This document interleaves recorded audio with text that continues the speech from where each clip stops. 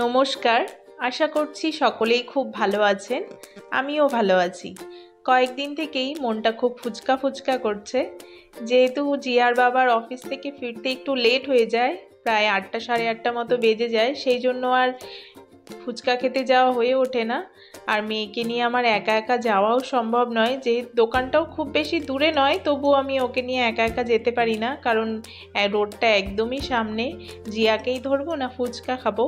তো আজকে ওর বাবা একটু তাড়াতাড়ি ফিরে এসছে, তো বললাম চলো ফুচকা খেয়ে আসি। এখানে তো ফুচকাকে পানিপুরি বলা হয়, কিন্তু সেটার স্বাদ কিন্তু একদমই অন্য রকম। ফুচকার ভেতরে ঘুগনি দিয়ে, তারপর সেটার মধ্যে মিষ্টি জল, টক জল আর একটা ঝাল জল দিয়ে তারপরে দেয়, যেটা খেতে আমার একদমই ভালো লাগে না, আর আমি সেই সব দোকানে যাইও না। এই যে এখানে একটা দাদা আমাদের ওয়েস্ট বেঙ্গলের মতো ফুচকা বিক্রি করে। এখানে আরও কয়েকটা দোকান আছে, বাঙালি দোকান, মিষ্টির দোকানগুলোর পাশে এরকম ফুচকা নিয়ে নিয়ে বসে, যেগুলোর স্বাদ আমাদের কিছুটা ওয়েস্ট বেঙ্গলের মতো, পুরোটা না হলেও এখানে ওই আলু মাখা দিয়ে টক জল দিয়ে ফুচকা দেয়। তো যখনই খেতে ইচ্ছে করে এখানে চলে আসি। আমার মেয়েও এখন আবার ফুচকা খাওয়া শিখে গেছে, ওকে একটা দিয়ে দিলাম হাতে, ও খেতে থাক, এবার আমি খাই। এখানে সবাই আলু সেদ্ধর মধ্যে পেঁয়াজ তার দিয়ে খায় না, এই জন্য পেঁয়াজটা প্লেটে যে খাবে তাকে আলাদা করে দিয়ে দেয়, তারপরে ফুচকার ভেতরে পেঁয়াজ দিয়ে আলু মাখা দিয়ে তারপরে খায়। আর পেঁয়াজ ছাড়া ফুচকা খেতে কিন্তু একদমই আমার ভালো লাগে না। তো এখানে এখন খেয়ে নিই। এক প্লেট ফুচকার দাম নিল 50 টাকা, 5টা ফুচকাই ছিল। তো ওর বাবা মেয়েকে ধরেছে, এবার আমি খেয়ে নিলাম, এবার ওর বাবা খেয়ে নিচ্ছে, জিয়াকে আমি ধরেছি। সামনেই রোড, তো নইলে ছুটে চলে যায়, আর প্রচুর গাড়ি যাচ্ছে। ফুচকা খাওয়া হয়ে গেছে, এবার সামনে কয়েকটা ঠাকুর আছে, সেগুলো দেখে যাই। কয়েকদিন ধরে এত বৃষ্টি হচ্ছে যে ঠাকুরগুলো দেখতেই আসা হয়নি। ঘরের সামনেই ঠাকুরগুলো, কিন্তু দেখতে আসা হয়নি। আর সামনে দেখুন প্যান্ডেলটাও খুব সুন্দর করেছে। আজকে বৃষ্টি নেই তো বেশ ভিড় হয়েছে, দেখুন লাইন লেগেছে। তো চলুন এবার সামনে গিয়ে ঠাকুরটা দেখি। আর রাস্তাতেও এত জ্যাম হয়ে গেছে, লাইনটাও কিন্তু বেশ ভালো, ঝিরিঝিরি বৃষ্টিও পড়ছিল।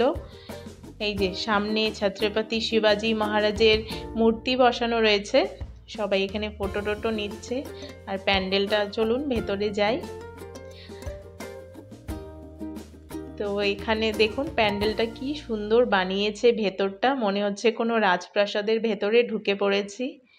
এখানকার প্যান্ডেলগুলো না ভীষণ সুন্দর, বাইরে থেকে প্লাস্টিক লাগানো, দেখে কেউ বুঝবেই না যে ভেতরে এত সুন্দর ডেকোরেশন করা হয়েছে। আর বাইরেটা একদম প্লাস্টিক দিয়ে ঢাকা।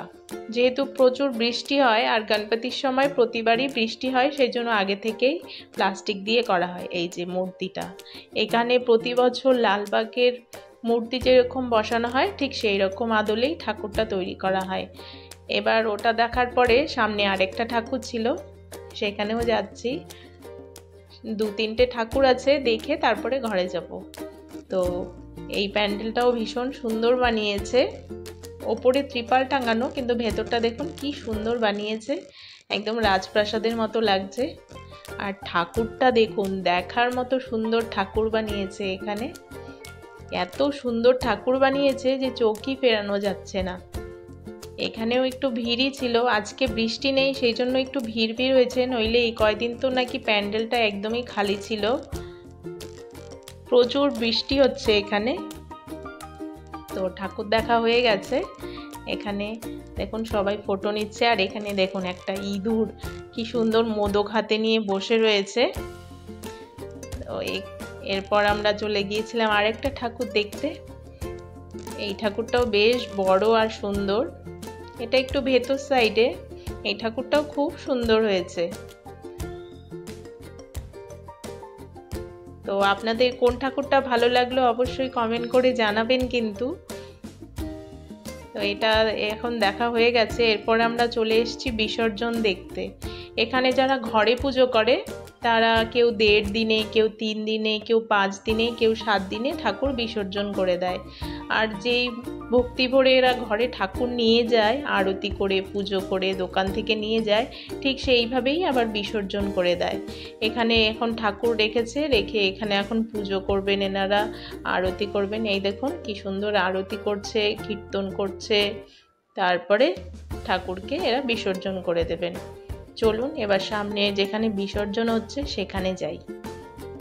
তো এরা এখানে পুজো করুক। আর প্রচুর ভিড় হয়েছে বিসর্জনের এখানেও। আর বড় বড় ঠাকুরগুলো বিসর্জন হবে 10 দিনে। আজকে তো 7 দিন, 10 দিনের দিন বড় বড় ঠাকুরগুলো বিসর্জন হয়ে যাবে। এই যে এনারা এখন ঠাকুর নিয়ে যাচ্ছেন। এই যে এখানে বানানো হয়েছে আর্টিফিশিয়াল পন্ড, মানে মাটি খুঁড়ে প্লাস্টিক দিয়ে জল দিয়ে একটা পুকুর বানিয়েছে। এখানে ঠাকুরগুলো বিসর্জন করছেন, কিন্তু যাদের ঠাকুর তাদের ভেতরে যাওয়ার অনুমতি নেই। এই ছেলেগুলো রয়েছে, এই ছেলেগুলোকে ঠাকুরগুলো দিয়ে দেওয়া হয়, তারপরে এনারা নিয়ে ঠাকুর বিসর্জন দিয়ে দেন। বিসর্জনও করেন এরা খুব সুন্দর করে। এই যে পিঁড়িটা এখন দিয়ে দেবেন ওনাদের। পিঁড়িটার মধ্যে মাটি দিবেন, কি যেন কি মান্যতা রয়েছে আমার ঠিক জানা নেই। তো এখান থেকে ঘটে করে জলও নিয়ে যাচ্ছে। তো খুব সুন্দর ব্যবস্থা করেছেন। আর বড় ঠাকুরগুলো যেদিন বিসর্জন হবে আপনাদের অবশ্যই দেখাবো। তো এখানে এখন বিসর্জন হতে থাকুক, এবার আমরা আস্তে আস্তে ঘরের দিকেও যাই। অনেকটাই রাত হয়ে গেছে। এই দেখুন এই ঠাকুরগুলোও নিয়ে যাচ্ছে, একদম পেছন দিকে নিয়ে তারপরে বিসর্জন করবে। এই যে এনারাও গাড়ি করে ঠাকুর নিয়ে যাচ্ছে বিসর্জন করার জন্য। এখানে সবাই নাচানাচি করছে, ব্যান্ড পার্টি বাজাচ্ছে। তো এখন ঘরের দিকে যাই, অনেকটাই রাত হয়ে গেছে, ঘরে গিয়ে রান্নাও করতে হবে। তো ভিডিওটি কেমন লাগলো অবশ্যই কমেন্ট করে জানাবে, ভালো লাগলে লাইক কমেন্ট শেয়ার করে দেবে। তো দেখা হচ্ছে নতুন আরও একটি ব্লগে।